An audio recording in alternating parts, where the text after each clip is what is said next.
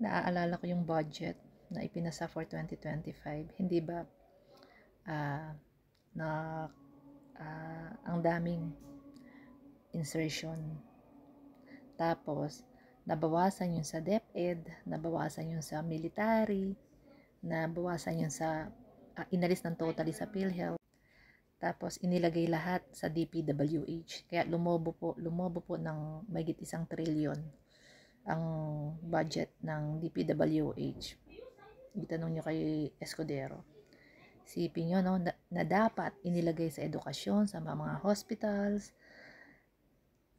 sa military na pumoprotekta po sa soberanya ng Pilipinas, sa pagkain. Dapat doon inilaan. So, ano nangyari sa pera natin?